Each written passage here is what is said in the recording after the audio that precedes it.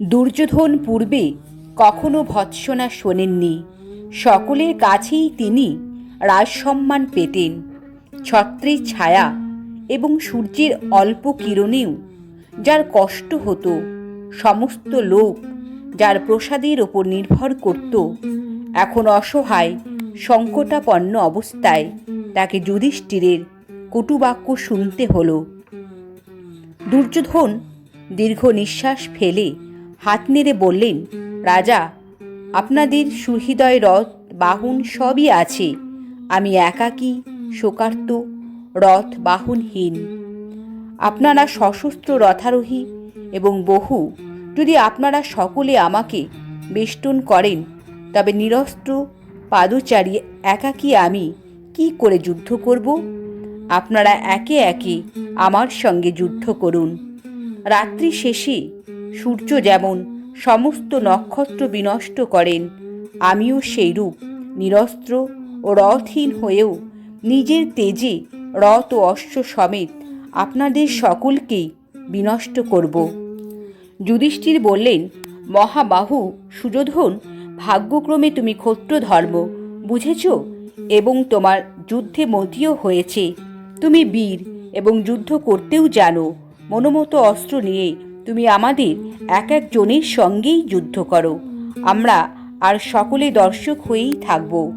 আমি তোমার ইষ্টের জন্য আরও বলছি, তুমি আমাদের মধ্যে কেবল একজনকেই বধ করলেই কুরুরাজ্য লাভ করবে, আর যদি নিহত হও তবে স্বর্গে যাবে। দুর্যোধন বললেন, একজন বীর আমাকে দিন, আমি এই গদা নিলাম। আমারও প্রতিদ্বন্দ্বী গদা নিয়ে পাদচারী হয়ে আমার সঙ্গে যুদ্ধ করুন। উত্তম অশ্ব যেমন কষাঘাত সইতে পারে না, দুর্যোধন সেইরূপ যুধিষ্ঠিরের বাক্যে বারবার আহত হয়ে অসহিষ্ণু হলেন। তিনি জল আলোড়িত করে নাগরাজ্যের ন্যায় নিঃশ্বাস ফেলতে ফেলতে কাঞ্চন বলায় মণ্ডিত বৃহৎ লৌহ গদা নিয়ে হ্রদ থেকে উঠলেন। বজ্রধর ইন্দ্রের ন্যায় এবং শূলপাণি মহাদেবের ন্যায় দুর্যোধনকে দেখে পাণ্ডব ও পাঞ্চালগণ হৃষ্ট হয়ে করতালি দিতে লাগলেন। উপহাস মনে করে দুর্যোধন সক্রোধে অষ্টদংশন করে বললেন, পাণ্ডবগণ, তোমরা শীঘ্রই এই উপহাসের প্রতিফল পাবে। পাঞ্চালদের সঙ্গে সদ্য জমালয়ে যাবে। তারপর রক্তাক্ত দেহে দুর্যোধন মেঘমন্দ্রস্বরে বললেন, যুধিষ্ঠির, আমি অবশ্যই আপনাদের সকলের সঙ্গেই যুদ্ধ করব, কিন্তু আপনি জানেন যে একজনের সঙ্গে এককালে বহু লোকের যুদ্ধ করা উচিত নয়। যুধিষ্ঠির বললেন, সুযোধন, যখন অনেক মহারথ মিলে অভিমন্যুকে বধ করেছিলে, তখন তোমার এই বুদ্ধি হয়নি কেন? লোকে বিপদে পড়লেই ধর্মের সন্ধান করে, কিন্তু সম্পদের সময় তারা পরলোকের দ্বার রুদ্ধ করে দেখে। বীর, তুমি বর্ম ধারণ করো, কেশ বন্ধন করো, যুদ্ধের যে উপকরণ তোমার নেই তাও নাও। আমি পুনর্বার বলছি, পঞ্চপাণ্ডবের মধ্যে যার সঙ্গে তোমার ইচ্ছা তারই সঙ্গে যুদ্ধ করো। তাকে বধ করে কুরু রাজ্যের অধিপতি হও, অথবা নিহত হয়ে স্বর্গে যাও। তোমার জীবন রক্ষা ভিন্ন আর কি প্রিয় কার্য করব বলো? দুর্যোধন স্বর্ণময় বর্ম ও বিচিত্র শিরস্থান ধারণ করে গদা হস্তে যুদ্ধের জন্য প্রস্তুত হলেন। কৃষ্ণ ক্রুদ্ধ হয়ে যুধিষ্ঠিরকে বললেন, মহারাজ, দুর্যোধন যদি আপনার সঙ্গে অথবা অর্জুন, নকুল বা সহদেবের সঙ্গে যুদ্ধ করতে চান, তবে কি হবে?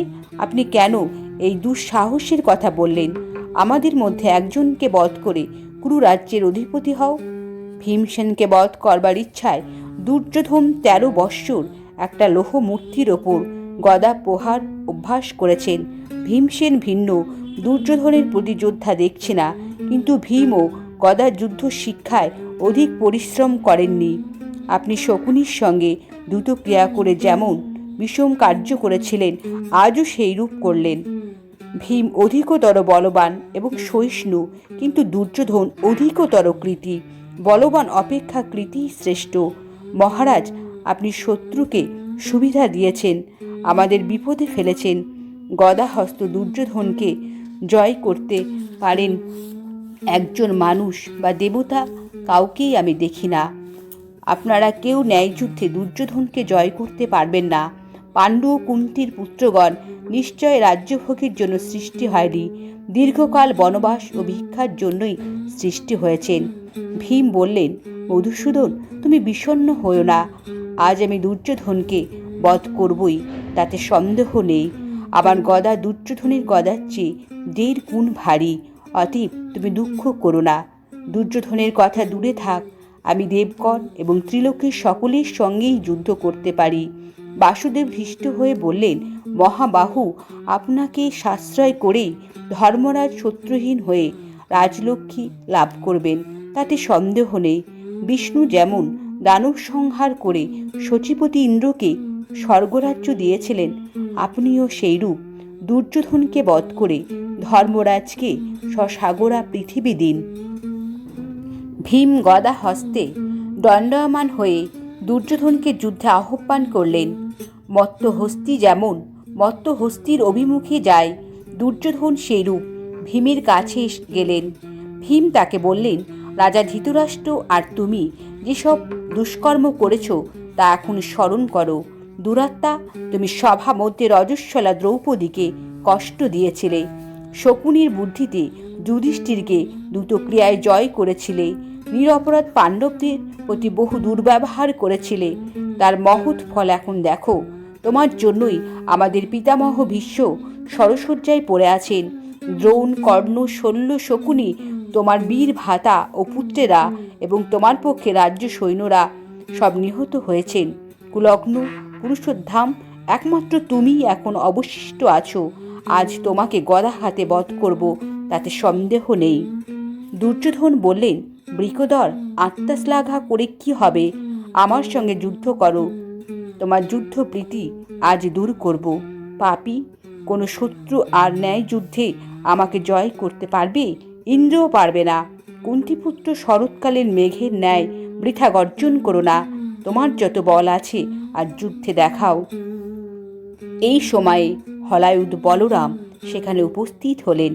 তিনি সংবাদ পেয়েছিলেন যে দুর্যোধন ও ভীম যুদ্ধে উদ্যত হয়েছেন। কৃষ্ণ ও পাণ্ডবগণ তাকে যথাবিধি অর্চনা করে বললেন, আপনি আপনার 2 শিষ্যের যুদ্ধ কৌশল দেখুন। বলরাম বললেন, কৃষ্ণ, আমি পুষ্যা নক্ষত্রে দ্বারকা ত্যাগ করেছি, তারপর 42 দিন গত হয়েছে, এখন শ্রবণা নক্ষত্র এখানে এসেছি। এই বলে নীলবসন শুভ্র কান্তি বলরাম সকলকে যথাযোগ্য সসম্মানে আলিঙ্গন ও কুশল প্রশ্ন করে যুদ্ধ দেখার জন্য উপবিষ্ট হলেন। নমস্কার।